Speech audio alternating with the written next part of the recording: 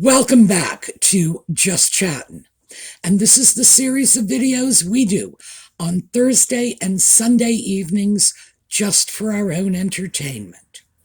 So, we have a lot on our plate this evening. Audie, by the way, is asleep in the chair behind me. He's not happy. I was watching a YouTube video about nutmeg, and she did a lot of talking in the video, and he doesn't like that at all. So he came out to express his displeasure. For some reason, her voice drives him crazy. And so he had a fit, and now he's sleeping it off. Let's hope it stays that way, because he's not happy with me.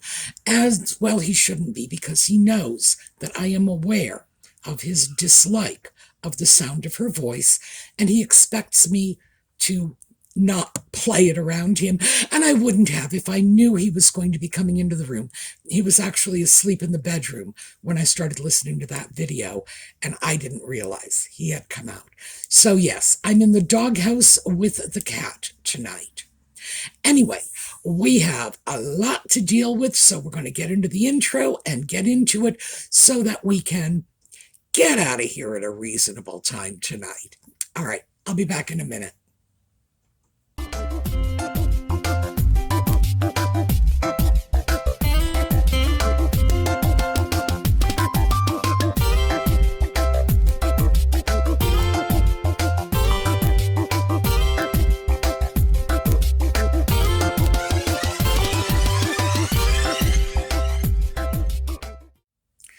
So let's start with the news that has been making the rounds.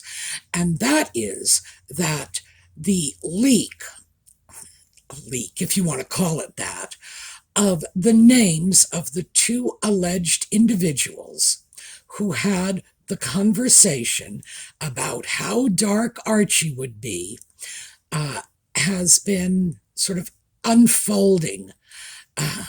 Kind of like a rotten onion, just layer after layer, and each layer smells worse than the one before. So Omid Scobie's story is he never gave that information to the publisher to send to the translator, whatever. Not his fault. He is not to blame. It was a translation error. So obviously at this point, the translator has been thrown under the bus. Now, the translator's name is Saskia Peters. Ordinarily, I wouldn't throw the name out, but it's been thrown out so often that I really think that since I'm going to speak in her defense, I really do want to put it out there. This woman is a professional translator.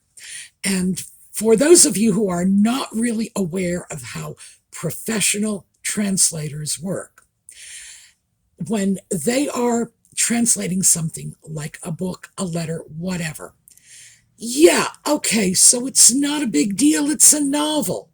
These are the same people who translate medical textbooks, the same people who translate government documents, the same people who translate court transcripts.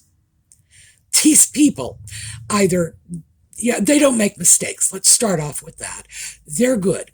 And if they make a mistake, it will be a translation error.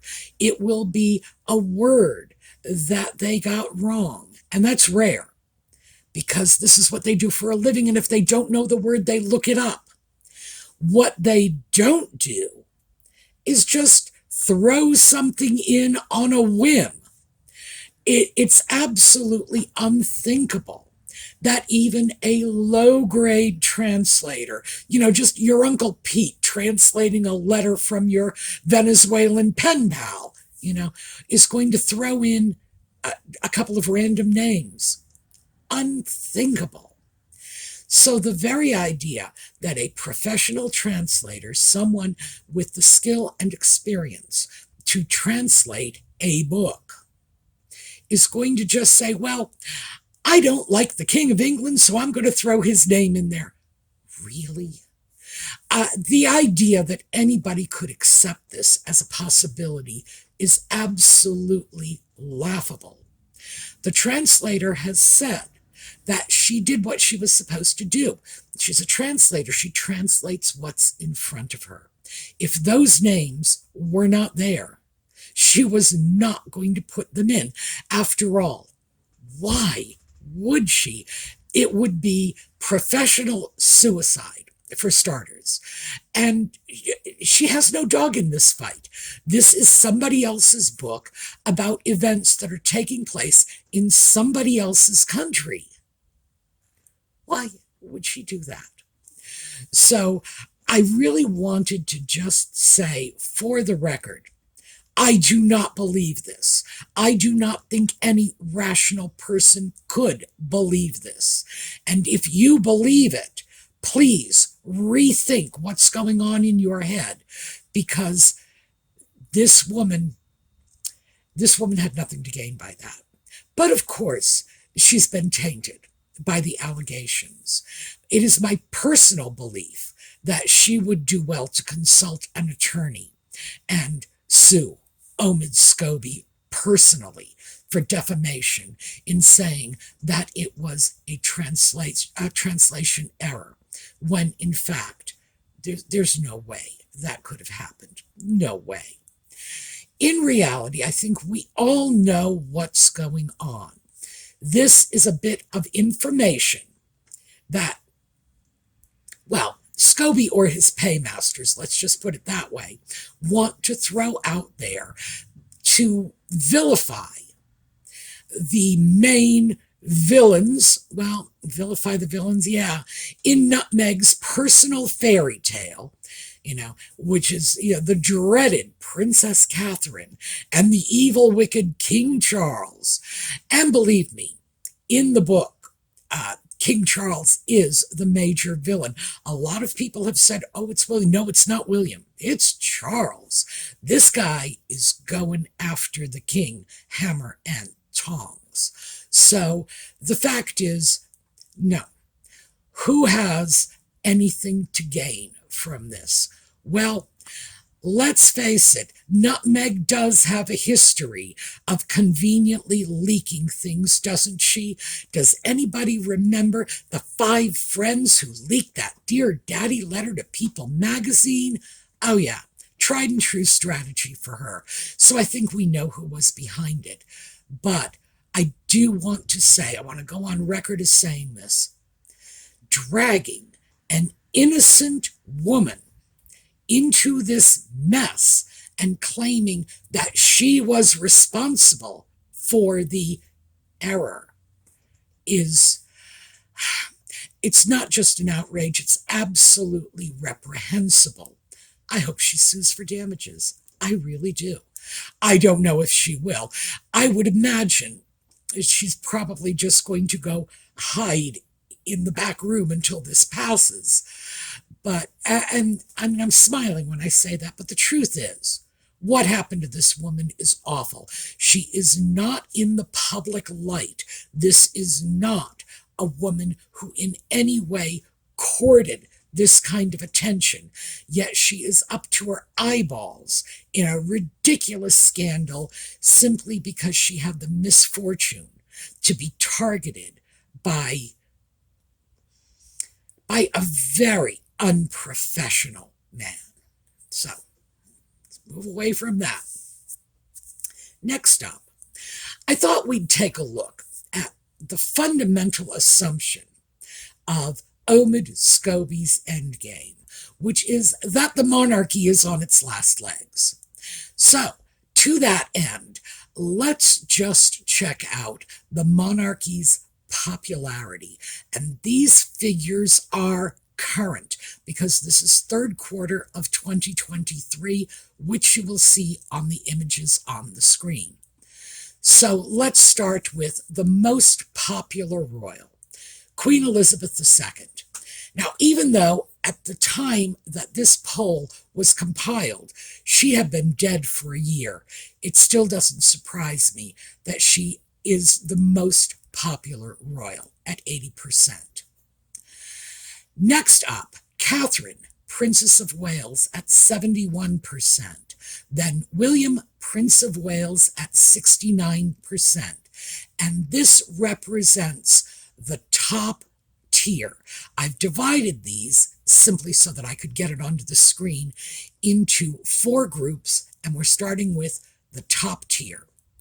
So next, let's slide over to the upper middle tier.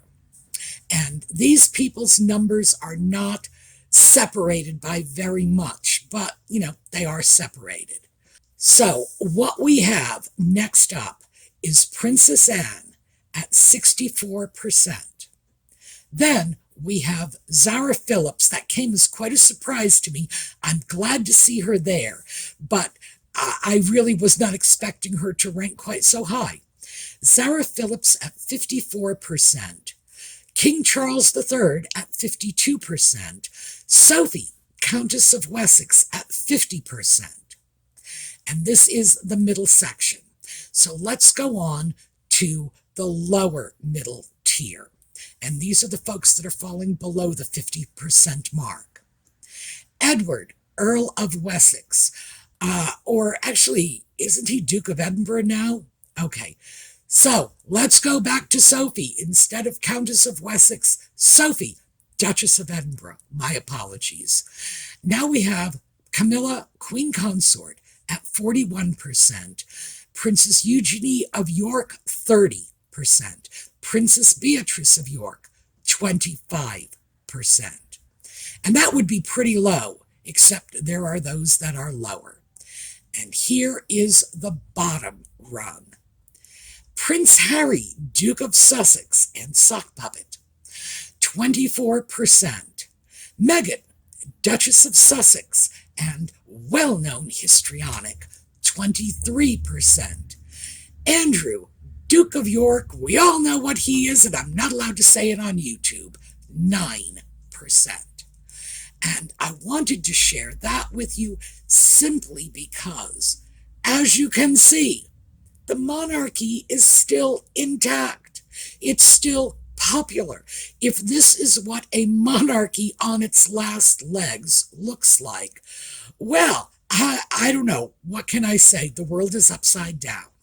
But I did want to share that because this is what Steube is throwing out there, that this is the death of the monarchy, presumably because Nutmeg and the Sock Puppet are now safely ensconced out of the UK. Well, how can the monarchy survive without them? Oh my. What I wanted to get into a little today, and we are going to do this. I don't have enough time to go over everything Omid Steube said about King Charles in Endgame. Mostly because, as I mentioned before, this book is a 14-hour read, and I would say at least 12 of those hours were devoted to eviscerating Charles. It was really, to say it was a hatchet job is such an understatement. But let's look at some of the specifics, because I want you to have the specific allegations. Most of these are quotes, by the way, and if they are not quotes, they have just been paraphrased for clarity, but the context and the meaning has not been altered. So, Charles is stubborn and eccentric and quirky and entitled and didn't quite have the moxie or vision to be king. All that, by the way, is within the first few pages of the book. And Steube started off with a bang. Charles is stubborn, eccentric, quirky, entitled. I don't know about the moxie or vision, because I don't know the man personally, but based on the information that has escaped into the public, yeah, I think we can say he is stubborn, he is eccentric, he is quirky, he is entitled. I question if there's ever been a king of any country at all about whom you could not make the same complaints. But Steube goes beyond that. He describes him as a flawed father and philandering husband who destroyed the life of Princess Diana. And not satisfied with that, he goes on to mention Charles's role in Diana's tragic demise. Well, this is one that I really have to just stop, and we need to pull the plug on this one quickly. Charles had no role in Diana's death. No, he did not. Diana's death took place long after Charles and Diana had separated, even after they had divorced. And Diana was with another man at the time, and this was not the first other man she was involved with post-Charles. That group, you're going to have to calculate that in double-digit figures, maybe triple digits. I don't know. If the rumors are true, could be. She had moved on. Diana's death, I don't know how many times I've said that on this channel, and I don't understand why I need to keep saying this, because it's so simple. Diana's death was caused by a drunk driver. No one in the car was wearing their seatbelts. The car was speeding. Those are the three elements in the perfect storm that resulted in the death of Diana, of Dodi El-Fayed, and the driver. So the person who was ultimately responsible paid the ultimate price. Nothing more we can say about that. But in what way was Charles responsible for that? I suppose, and because I've heard this, that, well, the palace took away her security. They did not. The palace did not take away Diana's security. Diana refused the security. That's all there is to it. They said, you can have security. She said, you get your minions away from me. And anyone who understands anything at all about Diana's state of mind at the end of her marriage is going to understand that completely. Diana was through with Charles. She was through with the royal family. She was through with what she referred to as the men in gray. She was done with that. She wanted a different life. And it was her choice. She certainly could have had the security. The security was offered to her, and she declined. Period. So how is Charles responsible?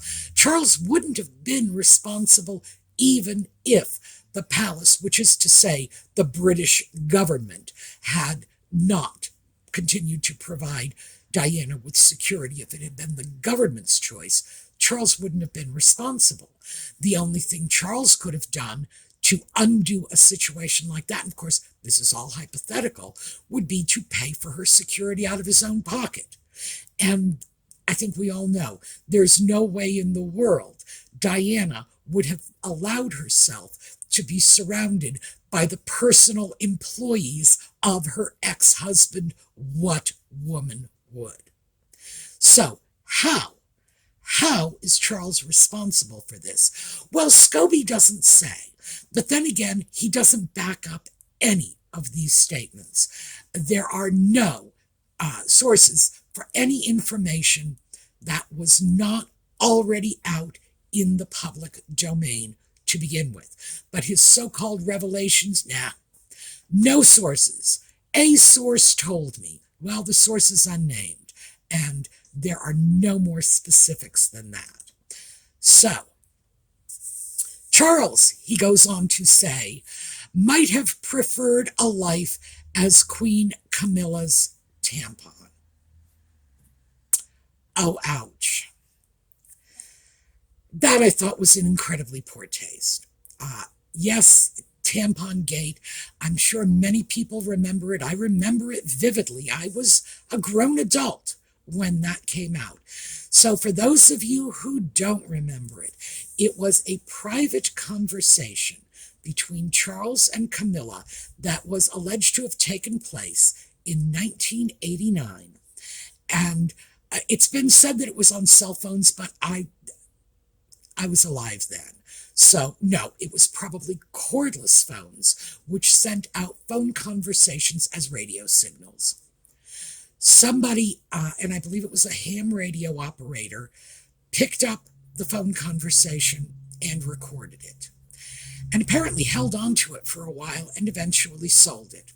If there is anyone in this situation, other than the press for printing it, and it's hard to blame them, they are the press, it is news, it would have to be the ham radio operator who knew he was eavesdropping on a private conversation, recorded it, and sold it. So there's your villain. Charles and Camilla had an inappropriate conversation in which Charles said he would like to spend time in Camilla's knickers or whatever and be reincarnated as her tampon. Okay. Gross, juvenile, whatever. But we have all had conversations that are equally absurd in the context of a romantic relationship when we believed we were alone. Charles and Camilla believed this was a private conversation. It was just stupid pillow talk, if you will. I know, darling, a talk, even a lovely long talk, is a poor substitute for holding tight and making drowsy. Why on earth Omid Scobie decides he's going to take this opportunity to resurface that piece of tabloid trash, because that really is what it is. It was unfortunate, but it was hardly, an act of national treason or anything like that. It was just a dumb conversation between a couple of people who did not know their conversation was not private and had, in fact, every reason to assume it was. The problems with the conversation and why it raised such a fuss at the time is they were both married to other people at that time. They were both separated from their respective spouses, but still. And that was a little dicey, but there's no reason that should have been surfaced in this book. The reason that I'm bringing it here and sharing it with you is because I want you to understand just how low Scobie is willing to go to blacken Charles's reputation, and just how far back he is willing to go to dredge this. That was 35 years ago. And he's dredging this up and tossing it out now. And as I said to begin with, ouch.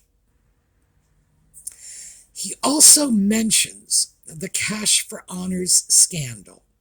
Now, he doesn't go into great detail about this because this was investigated. Although he mentions the investigation, it was investigated, and Charles was absolved of any wrongdoing, but he did need to throw that out there because, of course, the point of this is to blacken Charles's name.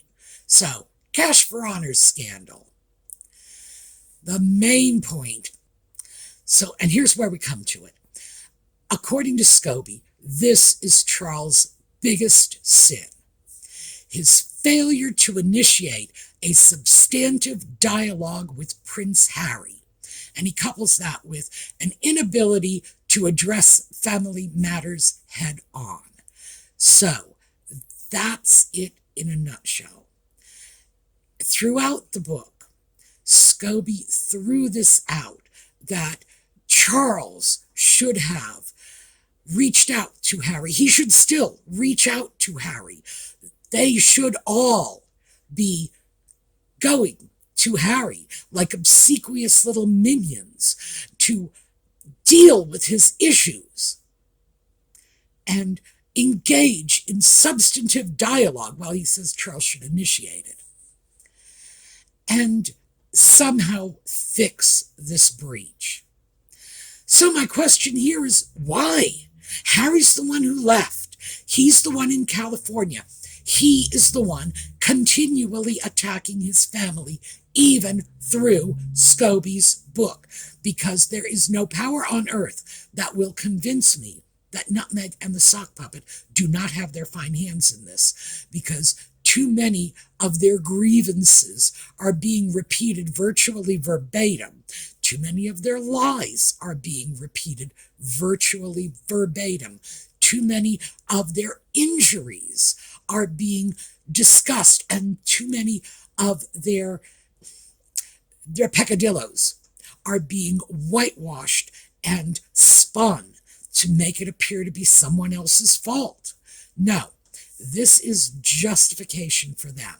But that seems to be Charles's biggest failing in Scobie's eyes, that he is not reaching out to Harry and dealing with Harry's issues. In other words, the King of England should go track down his wayward son in California and apologize for racist actions he's never committed, for racist quotes he's never spoken, for racist thoughts he's never had, and on behalf of the entire nation, to maybe Nutmeg wants reparations too.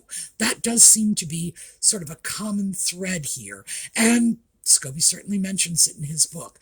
Maybe that's what Nutmeg is really looking for, reparations. Well, that's a whole other topic that other YouTubers are just going to have to take on, because that's not one I am touching at all.